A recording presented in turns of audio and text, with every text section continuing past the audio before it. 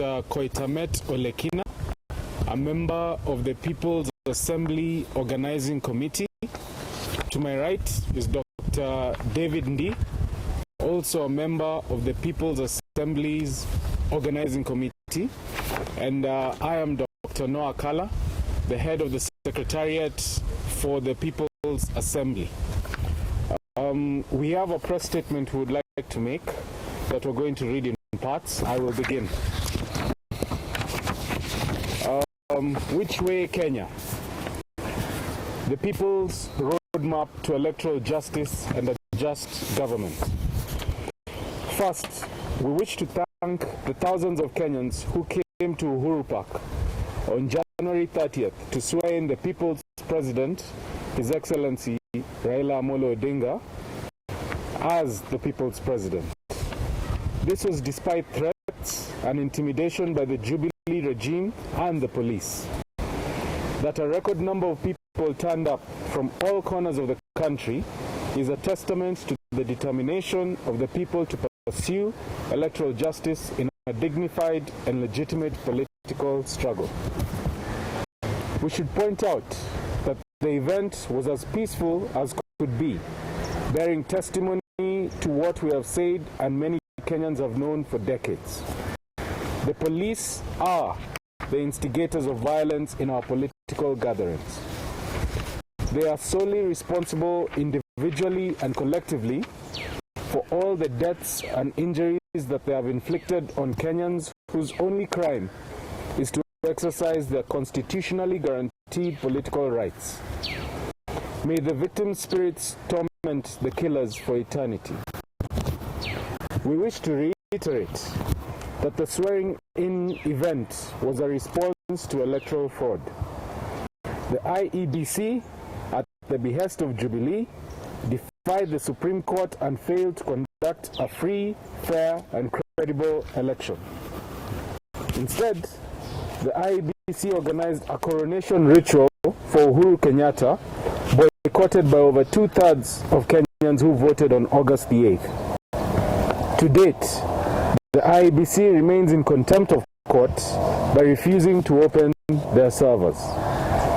On Friday, the 26th of January, we released the results extracted from the IEBC servers showing that Raila Odinga won the August 8th election. We have challenged the IEBC on multiple occasions to open the servers to prove otherwise, by opening the servers to public independent scrutiny. They have not done so.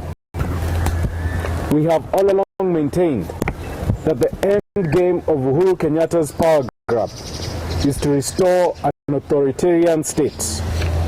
This is now reality.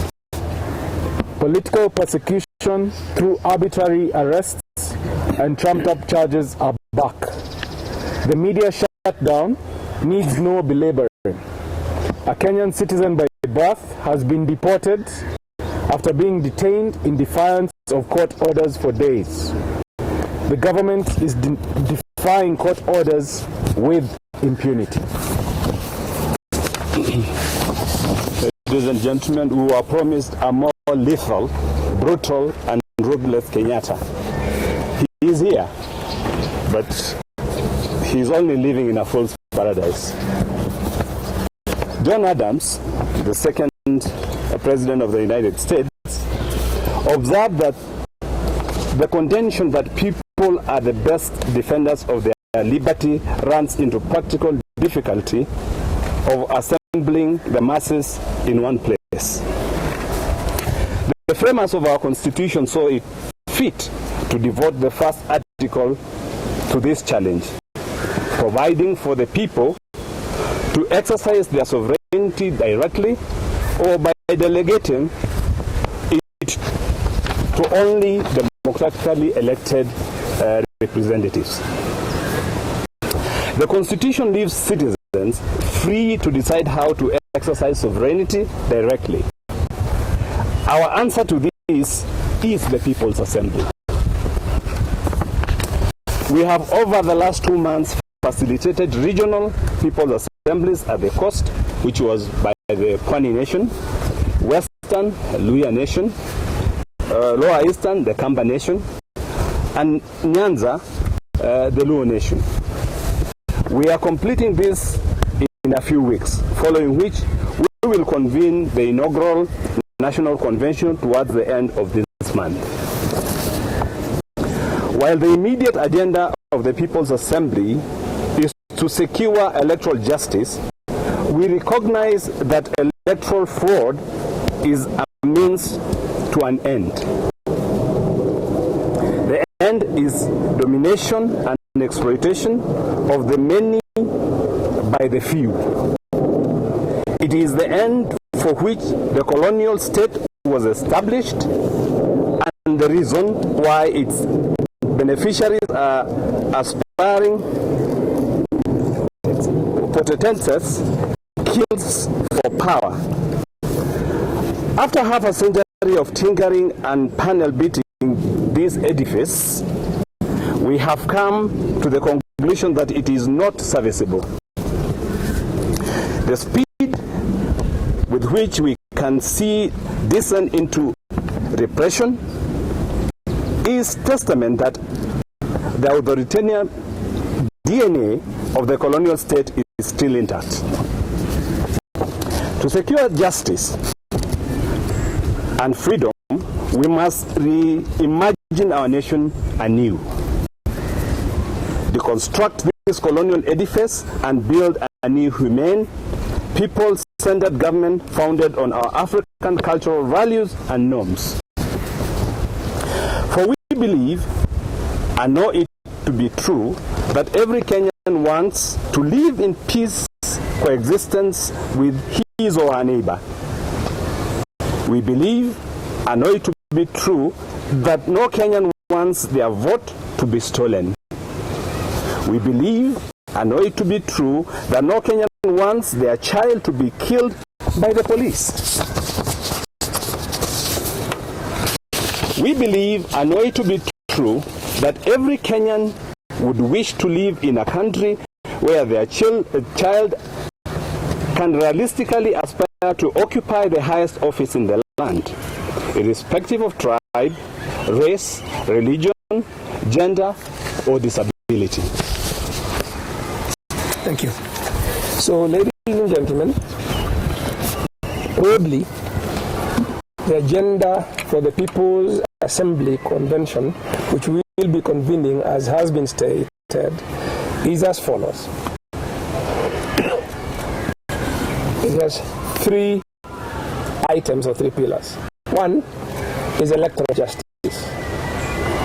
Under electoral justice, we will seek ways and means to end the culture of impunity, abuse of power, and electoral fraud.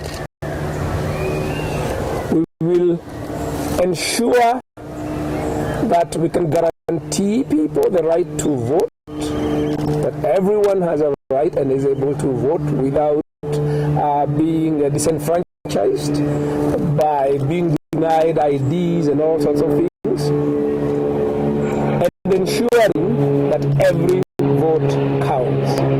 Every vote is counted, and every vote counts.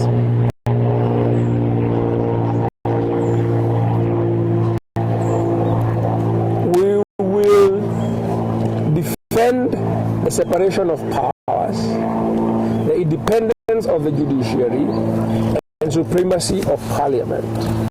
These are the tenets of democratic constitutions, and this, as we can all see, are very seriously imperiled. We are seeing a total assault on the judiciary, and we have seen attempts to muzzle parliament, and these are things, as we have stated, we will resist dictatorship and defend our democracy. Number two, we will be seeking to restructure the state. And in this, we will debate and resolve whether to share executive authority between the President and Prime Minister, as we had proposed under the Bomas draft constitution, or indeed to adopt a full parliamentary system as we had in the Independence Constitution and as has been maintained by most Commonwealth countries, which are former British colonies. And if you go and look at the evidence, you will see that the Commonwealth countries which maintained parliamentary systems have actually been more stable than those which adopted the kind of presidential system that we have. We will debate and decide whether executive authority should rotate between the different regions of the country, as has been proposed on occasion. And as we have stated, we are reorganizing our conversation as a conversation between the peoples of Kenya. That is why our regional platforms have been based on the various communities. So we will be convening as the peoples of Kenya and deciding how we shall be sharing power and how we shall exercise it responsibly. We shall look at how to make parliament inclusive, and especially for women and minorities. The issue of the one-third gender rule has been outstanding since 2013, and we are determined to ensure that we bring that issue into resolution. We shall address ourselves to the transformation of the security services to ensure that we transform the security services from killers to protectors of the people. Number 3, we shall be looking to strengthening and defending devolution. In this regard, we shall be looking at the proposal to establish strong political and economically viable units at the regional level as envisaged in the Bournemouth draft constitution. Those of you familiar with the Bournemouth draft constitution will know that it had proposed to have 14 regions, but in the compromise that was reached into Naivasha, we settled only for 47 counties. But we should be looking how we can bring devolution so that the devolved units can be individually and collectively, economically and strong and politically strong enough to constitute an effective check on the executive. Thank you very much, Bwana Idi. Karibu.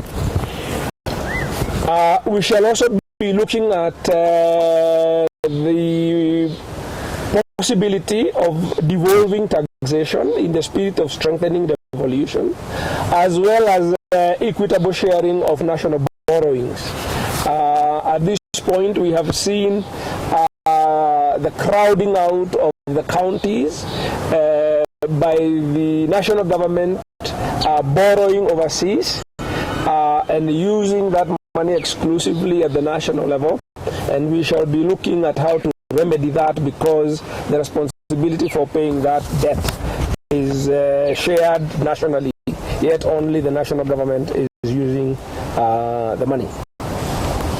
We shall also be debating the conditions, the terms and processes by which regions can pursue self-determination.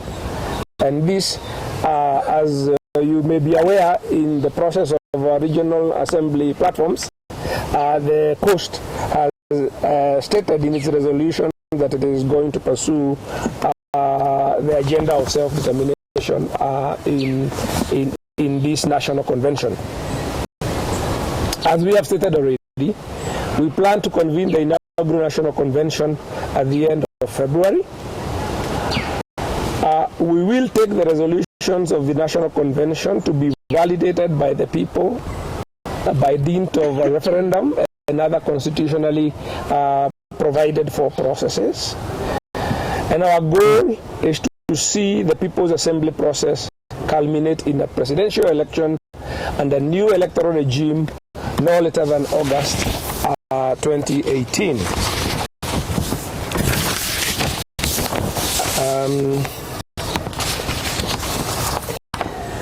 In addition to deliberating on the agenda outlined above, the convention will also inaugurate the national leadership that will support the people's president in these most solemn of national duties. In this regard, we wish to comment on a question that continues to baffle many people. How will the people's president govern without the state apparatus? Where is his seat of power? We are being asked these questions every day. We wish to point out that before the Europeans came, we lived, governed ourselves, and flourished without the structures, trappings of power, and symbols that now dominate our imagination of government. Government is not these things. Government is the will of the people. On January 30th, the people spoke. The rest is detail. Thank you very much. We will now be ready to take a few questions. So you'll say your name, which media house you're from, and then you ask your question, please. What are the regions that you are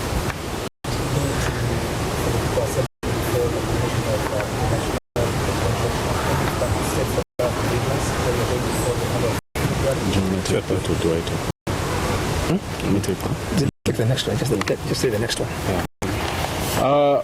They are still pending regional assemblies for the Ma Nation, which is due to be held in Suswa, in Narok, from where we expect them to make the declaration and resolutions. There is still a pending assembly for the Northern Frontier districts to be held in Wajir Town. There is still a pending People's Assembly for Central Kenya, for Upper Eastern to be held in Meru, and for the Rift Valley to be held in Eldoret. We'll communicate the dates at a time that is convenient. Yeah, oh, and Kisii, the Kisii Nation. That will be held in Kisii Sports Club in Kisii. My apologies. Any other question? Yes, Enoch. Thank you. And it's problem of question is to be just in the wake of things and the NRM general Miguna was reported. Probably your reaction to that, and especially the reasons that were given by the government that they denounced his citizenship.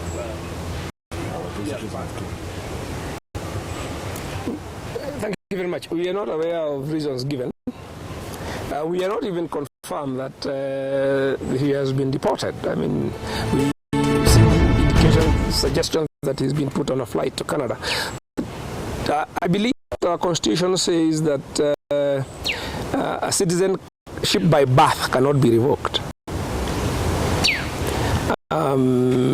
So what we are seeing with the case of Miguna, with the case of the suspensions of our passports unlawfully, with the defiance of court orders, of various court orders, including the court order to restore your television stations, is suspension of rule of law. And the suspension of the rule of law is the ultimate crisis of a state.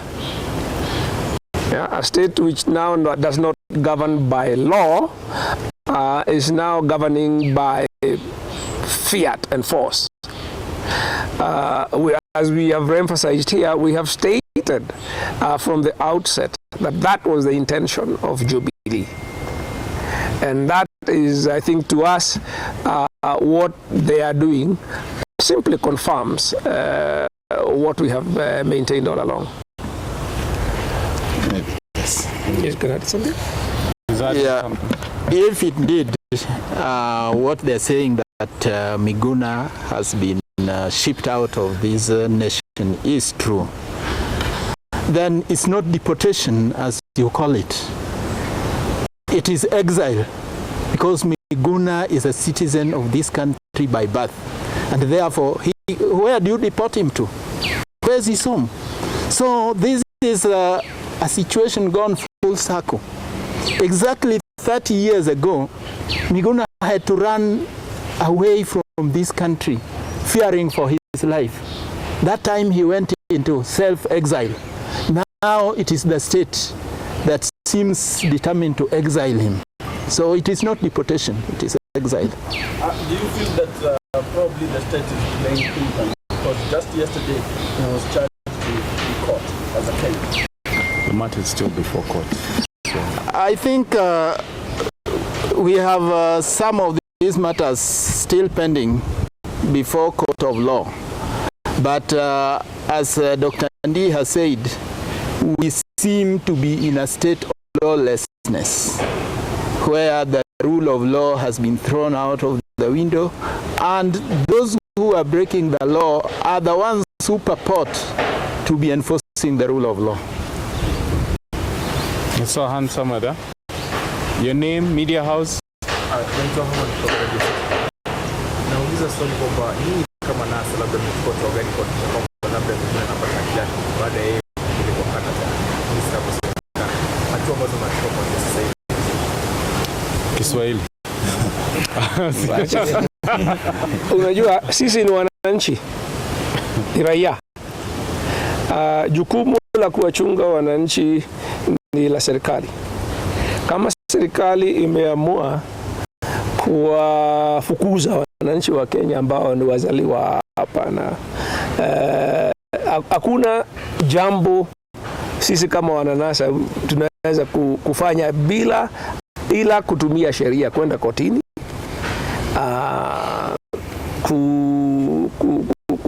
kuambia mahakama, kwenda mbele ya mahakama. Lakini kama serikali tayari imekataa kutii amri za mahakama, sasa hiyo ni jukumu la Wakenya kuamua. Kama serikali, kama mtu ambaye aliapa kuilinda katiba ndiye ameitupilia mbali katiba, mtafanyaje ninyi wananchi wa Kenya? Na ni katiba yenu. Sasa hiyo ndio jawabu tunapatiana hapa. Let me say it in English. We have a rogue regime which has captured certain sections of the state, the security services, parts of the executive, and it is using those things to overthrow the constitution. They started overthrowing the constitution immediately after the Supreme Court ruling. That is the process which is underway.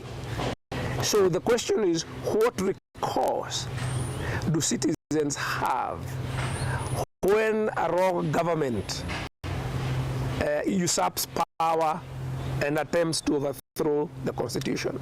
And that is the roadmap that we are providing here. How we can constitutionally take back our country from this rogue regime. Jana Msioka ambaye ni naibu wa NASA alizungumza jana na kusema kwamba yuko tayari kuapisha wapo tu na ule msukosuko ambao uko katika NASA unaweza kushughulikia. Je, unakubali kwamba kuna msukosuko kati ya vyama tanzu vya NASA ambao lazima ushughulikie kabla apishwe kama naibu rais wa Kenya? You know, the summit sisi kama kamati ya kuandalia kongamano la wananchi, jukumu letu ni kuhakikisha ya kwamba tunakuwa na hilo kongamano. Bwana Kalonzo Musyoka ni mmoja wapo wale ambao ni wakuu wa NASA. Kwa hivyo kama alikuwa na tashwishi yoyote, nafikiria kuna organ ambao ni ya wakuu wa NASA wanaweza kutatua haya matatizo katika hiyo hali. Lakini sisi kama organizing committee tunashughulikia mambo ya kongamano ya wananchi. Hamuoni kama usemi wake utaathiri mipango yenu? Usemi aliyosema jana. Pamoja na haya yaliyofanyika. No, vile alivyosema yanatatuliwa na kuna kiwango chenye haya matatizo kama yapo, kwa kuwa sisi hatujui kama yapo ama la, lakini kama yapo tunajua kuna viungo vya NASA ambavyo vitashughulikia. Anybody else? Last question. Okay.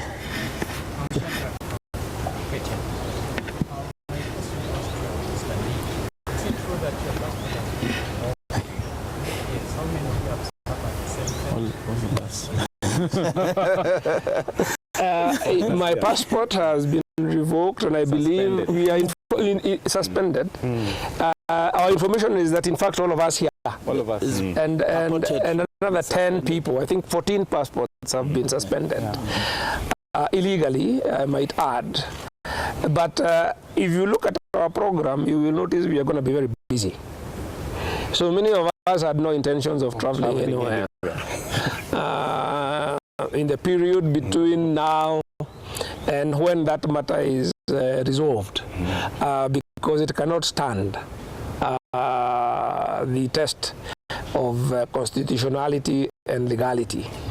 But in the meantime, we are proceeding. I think it is evidence of a level of desperation that the only thing that a sitting government can do is frivolous things, like suspending people's constitutional rights in actually fake suspension, because as far as we are aware, the administrative process that is supposed to be done before you suspend a passport has not taken place.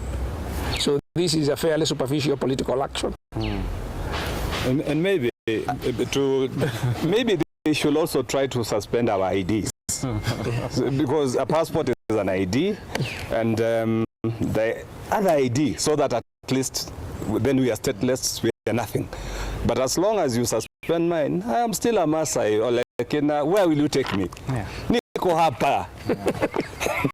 It's diversionary. And at least we don't need a passport to go to Sosua. No. No. All right.